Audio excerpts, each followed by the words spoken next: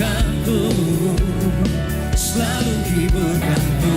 Katakan, Tuhan kemenanganku, Dia ubah hidupku. Masa yang telah lalu dijadikan baru. Katakan, jiwaku berseru. Nyatakan saudara, kemenanganku dapat dalam-Mu. Keselamatanku dapat karena-Mu. Dengan darah-Mu Kau selamatkanku.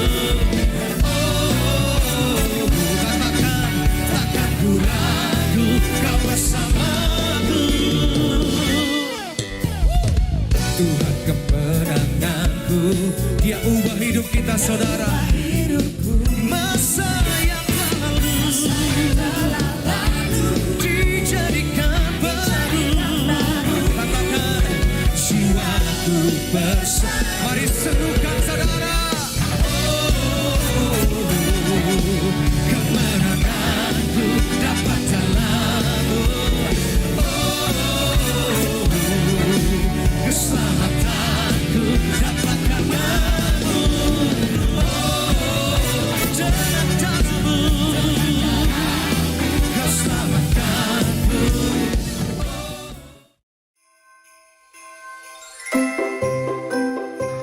Natal segera tiba. Mari sambut dengan sukacita. Salah satu 5 pilar Gereja BES adalah diakonia. Program ini bertujuan menjadi perpanjangan tangan Tuhan untuk menjadi berkat bagi gereja-gereja yang membutuhkan. Saat ini sudah lebih dari 1.000 gereja yang telah dibantu melalui diakonia Natal. Mari terus menjadi berkat lewat program ini dengan cara men-scan barcode yang tertera pada layar LCD.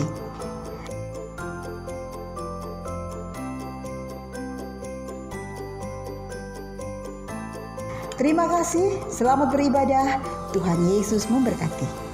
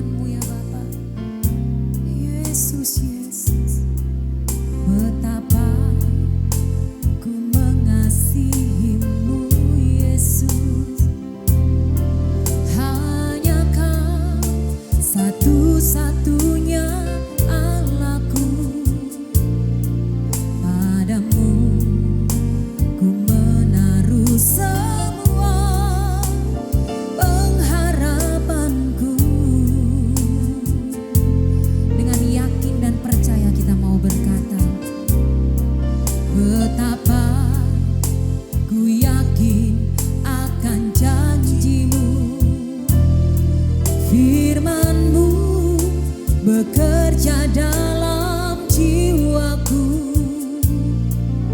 Ku hanya akan menyembah-Mu sepanjang hidupku. Bersama kita mau menyembah di saat ku menyembah-Mu, kuasa-Mu bekerja, hatiku dipulihkan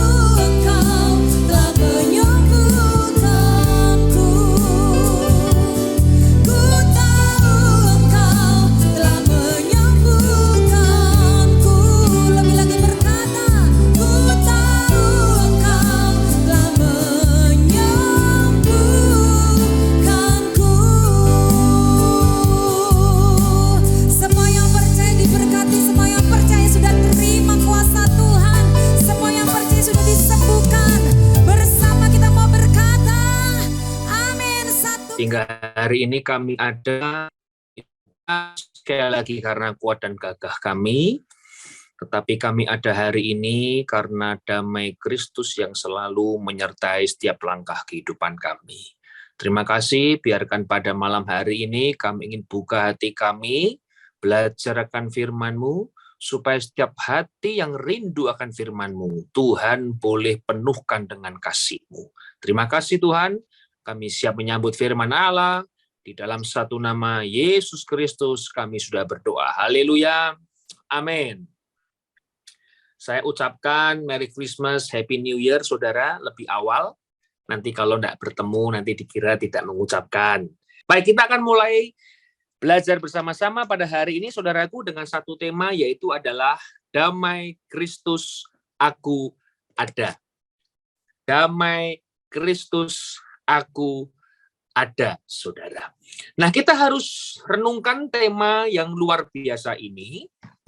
Coba saudara bayangkan, kita sudah berapa lama, ya, kalau kita melihat, kalau tidak ada damai Kristus, gimana hidup kita ini, saudara? Di tengah kesulitan, ya, di tengah badai datang silih berganti, di tengah tantangan yang besar, di tengah kehidupan yang butuh perjuangan ekstra, nyatanya kita hari ini sudah sampai di penghujung tahun 2022. Dan saya sangat percaya kenapa kita bisa melalui itu semua, karena damai Kristus kita ada sampai hari ini. Baik, kita akan buka firman Allah, saudara, di dalam Kolose 3, ayat yang ke-15. Hendaklah damai sejahtera Kristus memerintah dalam hatimu. Perhatikan dua kata kerja, hendaklah dan memerintah. Karena untuk itulah saudara dan saya telah dipanggil menjadi satu tubuh dan bersyukurlah. Puji Tuhan, saudara, ini adalah satu perikop yang berbicara itu adalah manusia baru. Kalau saudara melihat satu pasal, itu bicara adalah manusia baru. Kita tidak boleh menggunakan daging, kita harus mematikan segala macam perbuatan dunia. Itu ditutup dengan perintah, hendaklah damai sejahtera Kristus itu memerintah di dalam hati saudara. Nah, saudara, kita akan belajar dulu arti kata, yaitu adalah damai atau damai Kristus. Di dalam bahasa asli menggunakan bahasa Yunani itu adalah Airin. Atau saya boleh sebutkan Indonesianya begini, Irene. Dan bahasa damai Kristus dalam bahasa Ibrani yang kita sering katakan itu adalah Shalom. Sehingga kalau saudara datang gereja, bertemu dengan teman, itu gunakan arti Shalom. Itu artinya damai Kristus, damai sejahtera. Nah, ternyata kita belajar menjadi manusia baru itu adalah memerintah. Sehingga Shalom itu, Airin itu memerintah dalam hidup saudara dan saya. Nanti akan saya berikan 3 poin pada malam hari ini. Ketika hidup saudara diperintah oleh damai Kristus, apa yang terjadi? Wah, ini dahsyat sekali, saudara. Ketika hidup kita diperintah oleh damai Kristus, apa yang terjadi?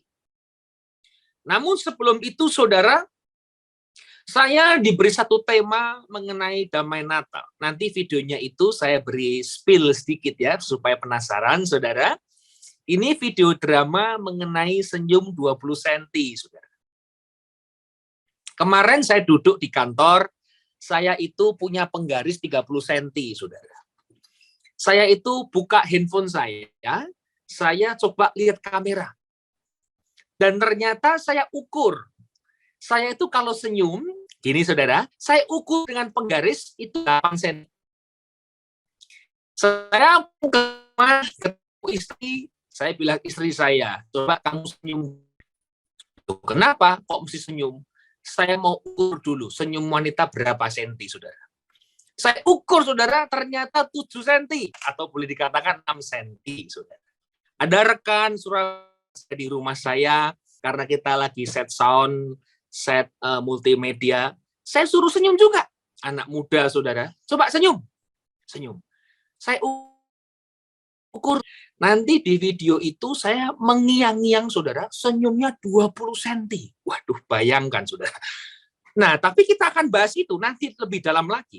Apa arti gereja menggunakan satu istilah senyum 20 cm? Nah, ini luar biasa, saudara. Maka hari ini kita akan belajar ya 3 poin. Ketika damai Kristus memerintah di hidup kita. Apa sih akibatnya? Nah, ketika kita mau dipimpin oleh damai Kristus, ketika mau diperintah oleh damai Kristus, apa sih akibatnya? Nah, kita baca. Poin yang pertama, saudara, kita akan buka firman Allah. Roma 14 ayat yang ke-19.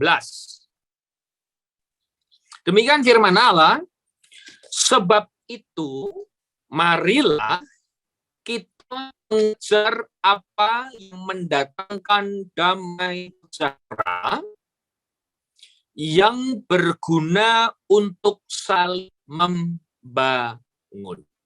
Poin pertama, ketika damai itu memerintah di hidup kita adalah yang pertama, kesatuan. Ketika damai itu memerintah di hidup kita, apa sih akibatnya? Yang pertama adalah kesatuan, saudara. Di sini Paulus mengingatkan kepada jemaat Roma, ketika damai itu memerintah di hidup kita, ketika kita mengejar sesuatu yang mendatangkan damai, hasilnya yang pertama adalah kesatuan. Saudara ingin bersatu rumah tangga, kalau tidak ada damai, tidak akan pernah mungkin bisa bersatu. Gereja, jika ingin bersatu, jika ingin saling membangun, jika tidak mau diperintah oleh damai, maka tidak ada yang namanya kesatuan. Ini perlu kita perhatikan bersama-sama. Kerap kali orang itu meminta damai, orang itu ingin damai, tetapi hidupnya tidak mau diperintah oleh damai Kristus. Yang memerintah hidup kita itu adalah emosi kita. Yang memerintah hidup kita adalah manusia lama kita, kata Kolose 3. Dengki, iri hati, jahat, daging, egois, itu yang memerintah, maka tidak mungkin ada yang namanya damai sejahtera, apalagi kesatuan. Nah, hari ini saudara, saya yakin sebentar lagi sudah di mana-mana akan dipasang pernak-pernik Natal. Bahkan sekarang platform kita Zoom sudah masang semua bunga-bunga Natal, termasuk saya, saudara. Saya pasang ini bunga-bunga di background saya, padahal masih Desember. Ke Singapura juga di Orchard mungkin sudah penuh dengan dekorasi Natal, saudara. Bentar lagi dunia akan menyambut damai Kristus. Bukan hanya orang Kristen, seluruh dunia akan lagi ini sebagai orang Kristen, sebagai orang yang diperintah oleh damai Kristus. Mari dong, Natal tahun ini semua harus bersatu, gereja harus bersatu, jangan lagi ada yang namanya pertikaian. Bagaimana ingin bersatu jikalau dia tidak mau diperintah oleh damai Kristus? Damai sejahtera itu harus memerintah di hidup orang percaya. Damai itu harus memerintah di hidup saudara dan saya. Apalagi Yesaya juga mengatakan apa, saudara? Yesus itu adalah Raja Damai. Penguasa damai, empunya damai. Kenapa hari ini kita orang Kristen tidak pernah bisa berdamai? Kenapa hari ini gereja saling sikut-sikutan, saudara? Kenapa rumah tangga tidak bisa berdamai hari ini? Karena hidup kita tidak mau dipimpin oleh damai Kristus. Jangan harap ada kesatuan, jangan harap ada yang namanya saling membangun, kalau hidup kita tidak mau saling dipimpin oleh damai Kristus. Saudara, ayo dong, Natal ini kita ambil kesempatan momentum untuk kita ingat, orang dunia saja menghargai Natal. Apalagi engkau dan saya orang Kristen, kita harus lebih menghargai Natal. Atau saya boleh katakan lebih diperintah oleh damai itu, memimpin damai itu dalam hidup kita. Bayangkan saudara, kalau semua orang berdamai, kalau keluarga berdamai, kalau gereja berdamai, percayalah, ada kesatuan, maka berkat Tuhan akan diberikan kepada hidup kita hari ini. Itu kata Mazmur. Maka sudah saatnya kita meninggalkan itu semua, kita meninggalkan pertikaian, kita meninggalkan yang namanya berantem, baku hantam, saudara, kalau orang timur bilang begitu. Kita tinggalkan apa yang tidak membangun. Ya, kalau itu kejar apa yang mendatangkan damai. Kira-kira kalau saya ngomong begini, damai nggak sih orang itu mendengar perkataan saya? Kira-kira kalau saya bertindak ini, kira-kira damai nggak sih itu? Orang itu melihat kehidupan saya, mendatangkan damai nggak sih? Maka Paulus mengejar jemaat Roma, menekankan, ayo dong, hari ini kalau kita hidup, kejarlah apa yang mendatangkan damai. Ini saya ulang-ulang ngomong, saudara, sama pengerja-pengerja gereja. Nggak usah bicara hidup atau perkataan. Sederhana sekali. Makan itu juga harus mendatangkan damai bagi banyak orang. Ini saya ambil simple thing. Nggak usah ribet-ribet mengenai rumah tangga itu masing-masing, saya nggak mau ikut-ikut, saudara. Tapi saya mau tekankan hal kecil saja. Kita harus menjadi damai bagi orang. Apa itu artinya? Contoh, kalau saya bilang diajak makan orang, ya jangan sampai orderan kita itu membuat orang tidak damai. Ya, berarti orang itu tidak merasakan damai yang kita bawa. Ada orang ketika saya ajak, waduh saudara, ya kira-kira pesannya itu ya di luar lah, melebihi gitu. Sehingga ditanya, dia pesan ini, dia pesan itu, dia pesan ini, pesan itu, nggak habis.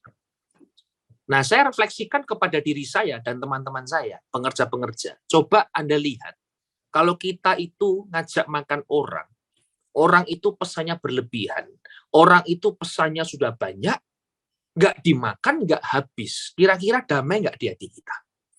Jangan-jangan Bapak Ibu bayarnya nggak damai loh. Ini orang ini, kalau orang bilang itu rakus, nggak punya sopan santun, pengerja gereja katanya, gembala senior minumnya teh tawar, gembala-gembala katanya teh tawar, ini pesennya semua dipesan. Saya bilang teman-teman saya, inilah yang kita harus tekankan. Sebagai pengerja gereja, kalau diajak makan orang, diajak makan jemaat, diajak makan tamu, pesanlah yang mendatangkan damai, saudara. Contoh, teh tawar. Saya rasa orang yang bayar kita teh tawar akan damai kok melihat orderan kita, saudara. Daripada kita pesan jus sana, jus ini, jus itu, jus ini, semua dipesan, saudara, tidak mendatangkan damai bagi yang bayarin, saudara. Kalau diajak makan, mau makan apa? Ya, makan terserahlah, apa saja boleh, saudara. Nggak usah milih-milih, harus ini, harus itu. Kalau nggak resto bintang 5, saudara yakinlah, kalau kita bayar pun nggak akan ada damai. Nggak usah diaminkan karena mungkin itu perasaan mewakili para ibu-ibu dan para pengerja di seluruh gereja, saudara. Hal ini yang saya tekankan selalu kepada teman-teman. Kalau Anda diajak makan orang, jadilah damai bagi mereka. Apalagi hidup kita. Tingkah laku kita, saudara. Ya, perbuatan kita mendatangkan damai enggak bagi orang lain? Ya, termasuk keluarga kita mendatangkan damai enggak kira-kira kalau saya bilang begini sama pasangan saya? Di dalam pekerjaan termasuk perkataan kita mungkin kepada bawahan, kepada atasan, mendatangkan damai nggak, saudara? Nah, itu yang lebih penting, apalagi di gereja. Karena itu, kalau kita di gereja melayani Tuhan, layanilah sesamamu supaya mendatangkan damai bagi mereka. Itu yang pertama, saudara. Ketika kita diperintah oleh damai Kristus, yang pertama akan ada kesatuan. Kita akan teruskan di poin yang kedua. Apa sih akibatnya ketika damai sejahtera, damai Kristus, Airin atau Shalom itu memimpin kehidupan kita? Yang kedua, kita akan buka firman Allah, Filipi 4 ayat yang ke-7. Damai sejahtera Allah yang melampaui segala akal akan memelihara hati dan pikiranmu dalam Kristus Yesus. Perhatikan, saudara, damai sejahtera Allah yang melampaui segala akal, segala pikiran kita, segala logika kita. Kalau saya boleh buka satu ayat lagi, itu di Yohanes 14 ayat 27. Ini adalah arti di luar akal kita. Nah, perhatikan, saudara. Damai sejahtera ku tinggalkan bagimu. Damai sejahtera ku berikan kepadamu. Dan apa yang kuberikan tidak seperti yang diberikan oleh dunia kepadamu. Perhatikan, apa yang Tuhan berikan tidak seperti yang dunia berikan. Akal kita akan mengukur apa yang dunia bisa berikan. Akal kita akan melihat apa yang dunia bisa kerjakan. Akal kita akan berpikir apa yang dunia itu bisa kerjakan dalam hidup kita. Tetapi damai Kristus itu melampaui segala akal hidup manusia. Dunia tidak bisa mengenal dia, saudara.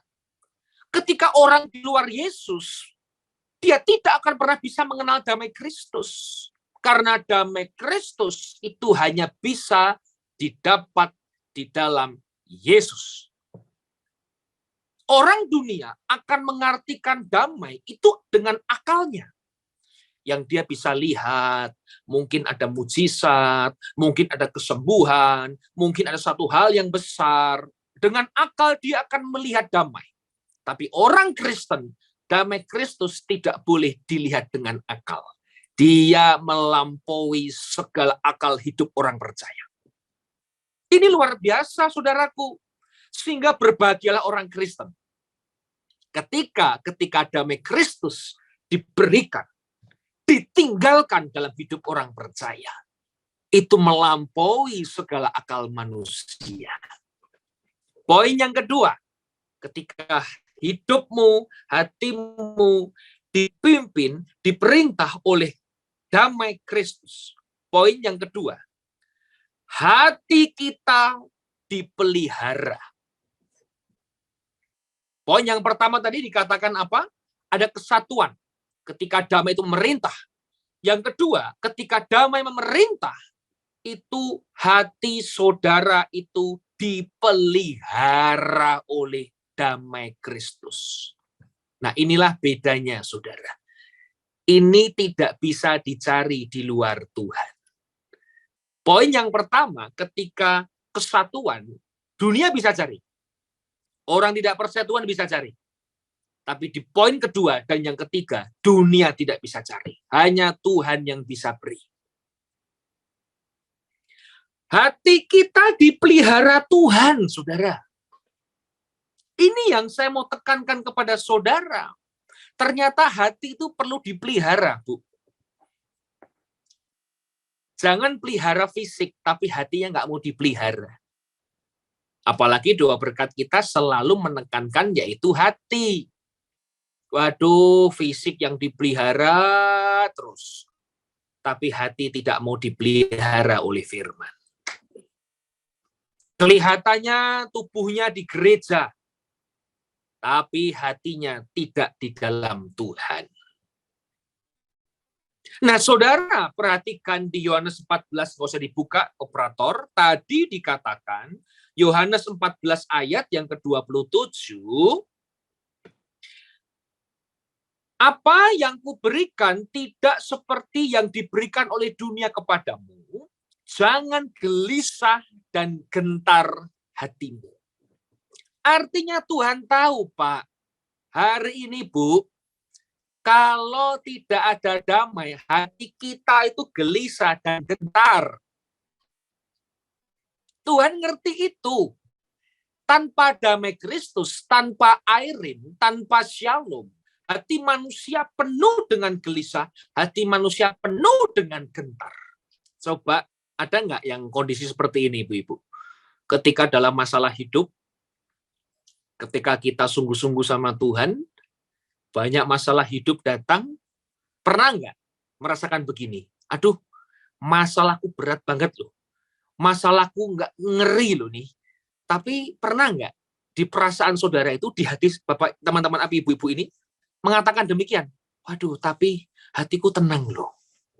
Ada masalah, tapi tenang loh. Ada banyak kekhawatiran, tapi tenang loh. Ada banyak tantangan hidup, waduh, tapi ada damai loh. Nah, itulah, saudara, ketika damai memerintah hidup saudara, di dalam kesulitan apapun, di dalam kegelisahan apapun, di dalam kegentaran apapun, damai itulah yang memelihara hati kita. Itulah bedanya, saudara. Ketika di dalam Tuhan menghadapi masalah hidup, hatinya itu dipelihara Tuhan, walaupun di tengah badai yang kelam. Saudara. Karena damai itu yang memelihara hati kita. Sehingga kita bisa menjaga hati ini di tengah banyak sekali permasalahan hidup, di tengah banyak sekali tantangan hidup, di tengah kegentaran hidup kita. Waduh, besok dapat mantu kayak apa ya? Besok mungkin dapat besan kayak apa ya? Waduh, besok ini pendeta ini kalau diajak makan pesennya apa ya? Waduh, ini besok pengerja-pengerja ini makan apa kira-kira? Nah, saudara, percayalah saudara, tidak ada orang yang tidak punya masalah hidup. Saya lihat dari handphone saya, ibu-ibu banyak kok masalah hidupnya. Ya, enggak usah khawatir, Bu. Enggak usah cemas, Bu. Damai itu yang memelihara hidup orang percaya. Hari ini damai itu memelihara hidup orang percaya. Hari ini aku ada karena damai Allah memelihara hati kita. Orang yang gelisah, orang yang cemas, orang yang gentar, dia tidak punya Tuhan dalam hidupnya. Saya ulangi. Orang yang gelisah, orang yang gentar, orang yang ketakutan, dia tidak punya Tuhan dalam hidupnya. Kalau dia punya Tuhan dalam hidupnya, takut ada, gentar ada. Mungkin dikatakan gelisah ada, tapi tidak mungkin memimpin kehidupan saudara. Damai itu yang memimpin kehidupan kita. Tapi kalau nggak punya Tuhan, ya gelisah itu yang memimpin hidup kita. Kalau nggak punya Tuhan, gentar kita. Wah, gelisah, takut, cemas. Bangun tidur gelisah, habis mandi gelisah, mau makan gelisah, ke kantor gelisah, dalam mobil gelisah, pulang kerja gelisah, mau masak gelisah, sampai keasinan, saudara. Ya, mau mandi sore gelisah, mau tidur gelisah, tidur pun mimpinya gelisah. Bayangkan, saudara. Hidupnya dikuasai ketakutan, kegelisahan, dan gentar. Saya mau katakan, dia tidak punya Tuhan dalam hidupnya. Kalau dia punya Tuhan, gelisah ada, tapi tidak mungkin menguasai kehidupan orang percaya. Kalau dia punya Tuhan, gentar itu ada, tapi gentar itu tidak akan memimpin kehidupan orang percaya. Kalau dia punya Tuhan, takut itu ada, tapi ketakutan tidak akan memimpin kehidupan kita. Karena damai Kristus yang memimpin kehidupan kita. Sudah, Pak, di luar akal pikir kita kok, Bu. Di luar akal budi kita, di luar pikiran kita damai itu. Cara kerja Tuhan tidak mungkin kita bisa selami. Tuhan bisa pakai banyak cara. Tapi yang jelas, damai memerintah, hatimu dipelihara Tuhan. Itu poin yang kedua. Poin yang ketiga. Filipi 4 ayat yang ke-7, kita buka firman Tuhan lagi, saudaraku.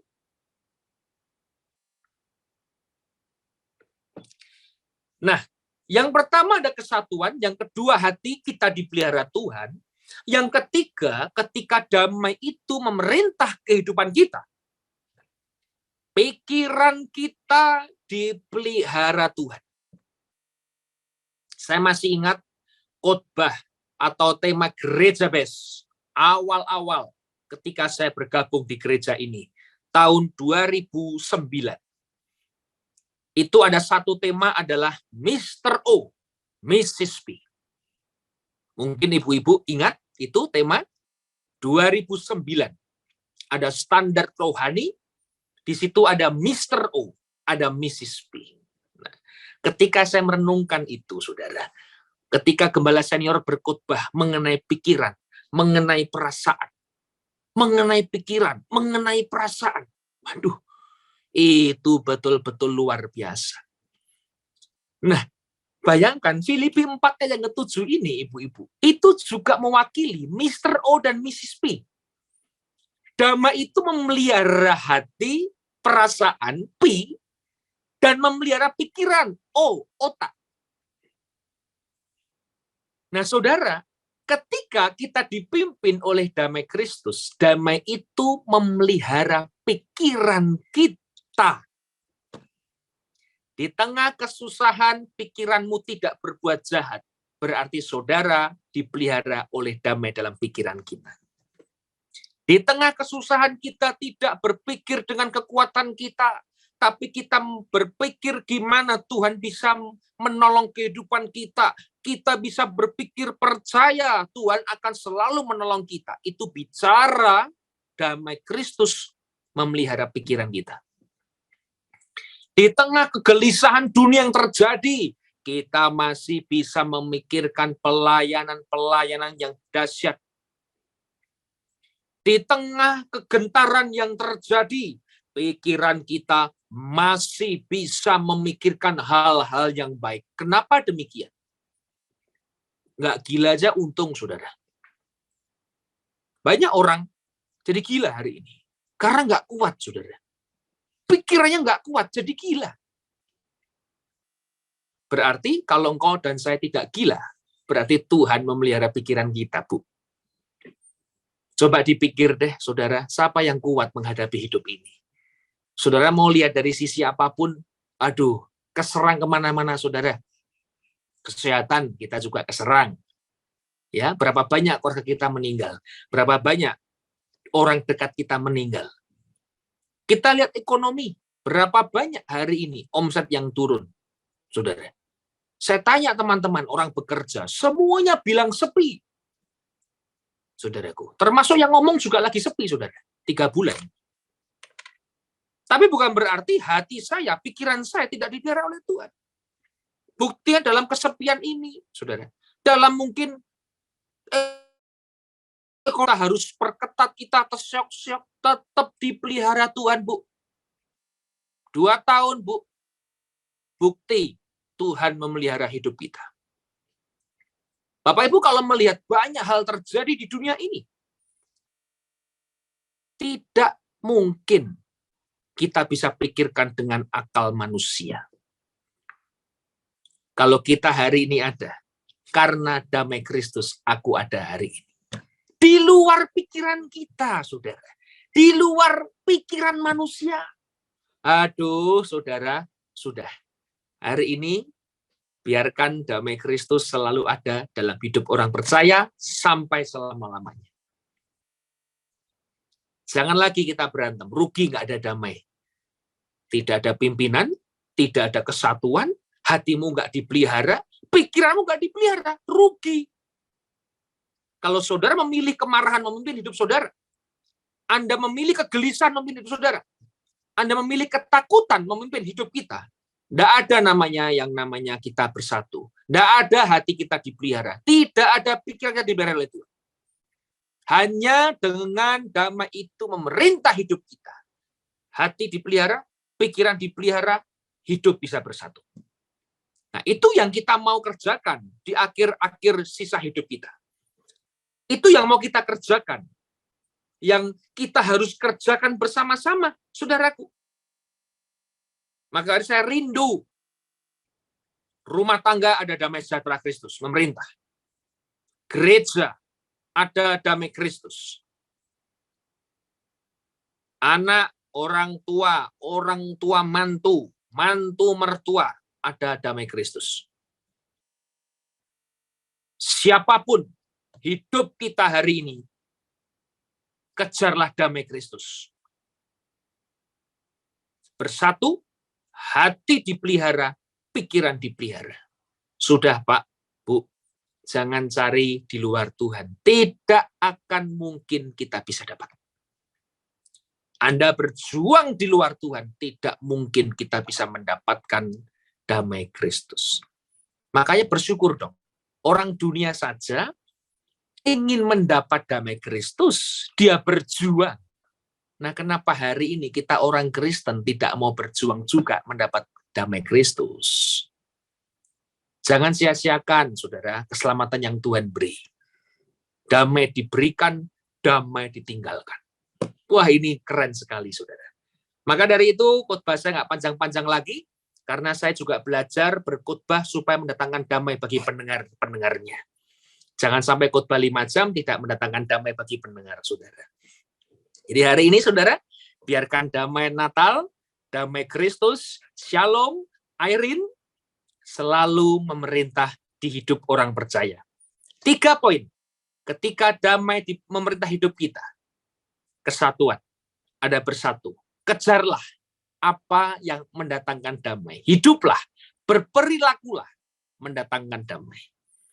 Berkata-katalah mendatangkan damai. Melihatlah dengan mata mendatangkan damai. Ya, maksudnya gimana itu? Ya, kalau melihat jangan sinis, Pak, Bu. Jangan melirik, matanya sipit, tajam, sinis. Ah, itu tidak datang damai. Kalau melihat itu dengan mata yang ceria. Pakai masker tapi dia ceria. Makanya matanya itu bisa berkata-kata. Nah, itu mata yang mendatangkan damai. Berperilaku, makan, diajak orang makan, neraktir orang, melayani Tuhan. Kejarlah yang mendatangkan damai. Persatuan. Yang kedua, hati dipelihara Tuhan. Di tengah kesusahan, di tengah kegelisahan, di tengah kegentaran, hati tetap ada damai. Bukan karena saudara kuat, bukan karena kita hebat, tapi karena damai itu yang memerintah di hidup kita. Ingat, Bu, di luar Tuhan tidak bisa mendapat. Kalau masih tidak percaya, silakan buktikan sendiri. Kalau saya memilih lebih baik di dalam Tuhan, sudah pasti, sudah tidak kurang-kurang buktinya. Sudah terlalu banyak bukti. Hari ini engkau dan saya ada. Itu karena damai Kristus. Kalau memang mau merasakan di luar Tuhan, silahkan. Saya tidak bertanggung jawab, apalagi gereja. Ya. Yang ketiga itu bicara pikiran. Pikiran dipelihara Tuhan. Masih bisa berpikir dengan baik, bekerja dengan baik, masih bisa mengatakan hal yang baik, masih bisa berpikir dengan baik, masih bisa memikirkan hal-hal yang positif. Pikiran kita masih dipelihara oleh Tuhan. Dalam kesusahan, dalam bisnis, kita diberikan hikmat, pikiran yang lebih untuk memikirkan jalan keluar. Bisa bertahan dalam hidup.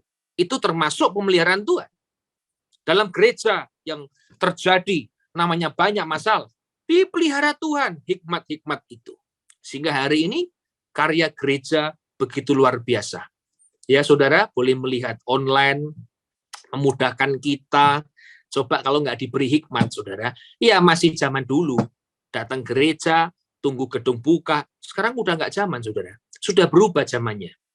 Bagaimana gembala bisa berpikir, buka online, saya tutup ya, saudara. Satu kesaksian itu saya pernah alami sendiri. Pandemi, saya tuh di rumah setahun lebih, saudara. Nggak ke gereja, rindu sekali. Nah, tiba-tiba gembala mengatakan, ayo ke Surabaya, kita bikin online YouTube. Saya bilang, Pak, kita nggak punya SDM, kita nggak punya alat, kita nggak punya tempat, semua tempat nyewa semua, saudara. Bagaimana bisa? Sudah di rumahnya, inilah gembala Surabaya, kita bisa kok adakan itu. Saudara, saya datang, waduh kangen, saudara. Waktu perjamuan kudus online, waduh saya rindu suasana gereja itu. Wah, dengan alat yang ada, dengan penampilan yang ada, dengan semuanya serba terbatas, nggak seperti gereja besar. Tapi hari ini kalau ibu-ibu lihat, kalau hari ini gereja bisa hari ini ada dengan kualitas ya tidak terbaik lah, tapi minimal lebih baik setiap harinya. Itu saya percaya Tuhan memelihara pikiran dari gembala-gembala kita. Ya, maka dari itu saya nggak pernah khawatir hari ini Bapak Ibu, teman-temanku semua, ibu-ibuku. Apapun masalah hidup, gentar takut tidak boleh kuasa hidup kita, karena kita punya Tuhan. Karena hari ini kalau ada teman-teman yang ketakutan, tolong diingatkan. Yang gelisah, tolong diingatkan. Yang gentar, tolong diingatkan. Dalam hatimu, Yesus Kristus, damai itu, shalom itu memerintah. So, jangan takut, jangan gentar, terus maju, let this devotion. God bless you. Kami yakin dan percaya damai yang Tuhan berikan di hidup kami, di hati kami, khususnya pada kami semua, itu memerintah di hidup kami. Kiranya Tuhan, damai itu selalu memerintah kami, sehingga ada kesatuan dalam keluarga kami, dalam pekerjaan kami, dalam gereja kami, dalam pelayanan kami, dalam komunitas kami. Dan kiranya juga Tuhan, hati kami dipelihara oleh Tuhan senantiasa, pikiran kami dipelihara oleh Tuhan senantiasa. Kami sungguh bersyukur, damai itu Engkau tinggalkan di hidup kami. Kami sungguh bersyukur, damai Kristus diberikan kepada hati kami. Kami akan bawa hidup kami kemanapun kami berada untuk mendatangkan damai bagi banyak orang. Terima kasih Tuhan. Mari sebelum kita akhiri ibadah pada malam hari ini, dekapkan kedua tangan kita di dada. Firman Tuhan mengingatkan, jagalah hatimu dengan segala kewaspadaan, karena dari situlah terpancar kehidupan. Jemaat yang dikasihi Tuhan, kita akhiri komsel ibadah Ladies Devotion pada malam hari ini dengan menerima berkat rahmat anugerah dari Allah Bapa di surga, di dalam Putra Tunggalnya Yesus Kristus, di dalam persekutuan dengan Roh-Nya yang kudus, mulai hari ini sampai selama-lamanya. Mari ibu-ibu kita akan tutup dengan doa Bapa kami di surga bersama-sama. Bapa kami yang di surga, surkanlah namamu.